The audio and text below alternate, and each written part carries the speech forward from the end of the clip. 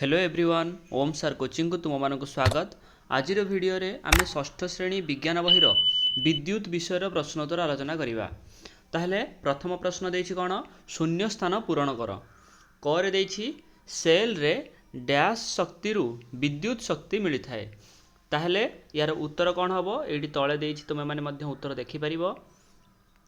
क रे उत्तर कोन हबो सेल रे रासायनिक शक्ति रु विद्युत शक्ति मिली थाए।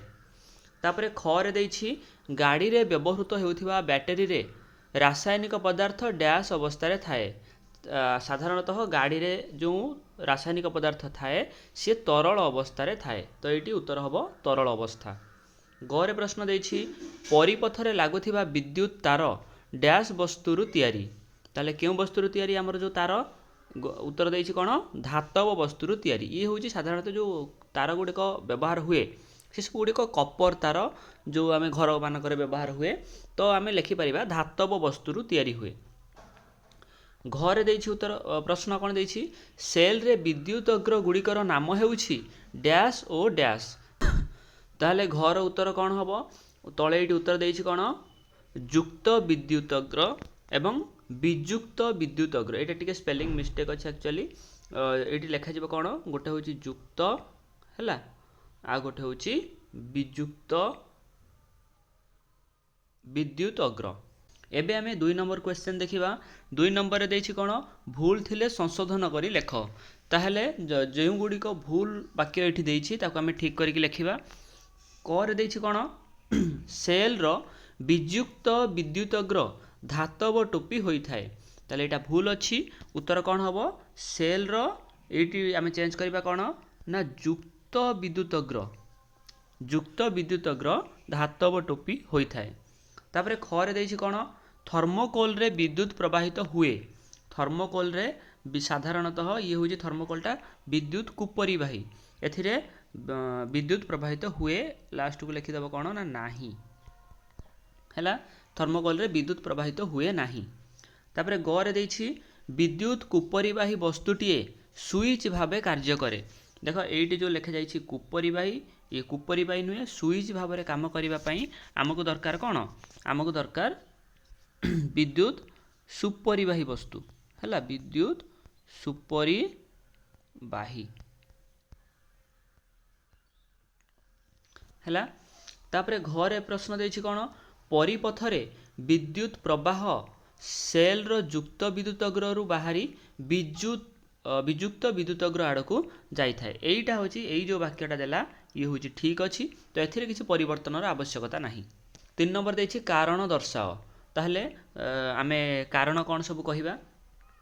क रे देछि कोन प्रश्न रे गोटिए विद्युत परिपथ रे बल्ब ओ तारर जोड़े स्थान गुड़िक ठीक अछि, स्विच मध्य मुदित अछि, मात्र बल्ब आलोक देउ नाही। यार कारण कौन से कौन कहला गोटे विद्युत परिपथ अच्छी से तार एवं बल्ब जमती जोड़े हवा कथा कनेक्शन हवा कथा से सब ठीक ठाक अच्छी, स्विच मध्य ऑन अच्छी बा मुदित अवस्था रे अच्छी, ताहले बल्ब जळू नाही काहे की। ताहले देखिबा यार उत्तर कौन। ताहले उत्तर हेबो बल्ब आलोक प्रदान करिबा पई विद्युत प्रवाह आवश्यक, विद्युत प्रवाह पई मुदित परिपथ और सेल आवश्यक। एठारे विद्युत परिपथ अच्छी किंतु विद्युत सेल न थिबारु बल्ब आलोक देउ नाही। तापरे 3 नंबर खरे प्रश्न देछि विद्युत परिवाही तार उपरे प्लास्टिक आवरण दिया जाई थाए। यार कारण कौन जो तार आमर जाई थाए तार साधारणतः धातव तारटा भितरे थाए ता ऊपर कौन प्लास्टिक आवरण कारण कौन। ताहले उत्तर देखिबा। ताहले एटी उत्तर देछि देख प्रथम पॉइंट रे देछि कौन जोड़िकिया तार दे विद्युत प्रवाहित होई थाए। गोटिकरे युक्तात्मक अन्यटिरे विजुक्तात्मक चार्ज प्रवाहित होता है।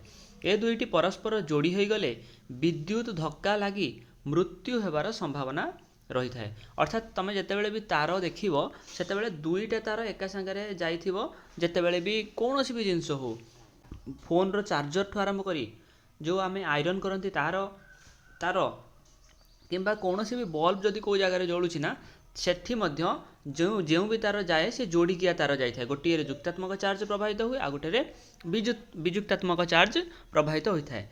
जदि प्लास्टिक आवरण न था से माने जोड़ी हो जाते से प्रथम पॉइंट जो प्लास्टिक आवरण दि जाए। द्वितीय पॉइंट देछि कोन विद्युत तार उन्मुक्त रहिले आम शरीर संस्पर्श रे आसी आमको विद्युत धक्का लगी मृत्यु हेबार संभावना रही थाए।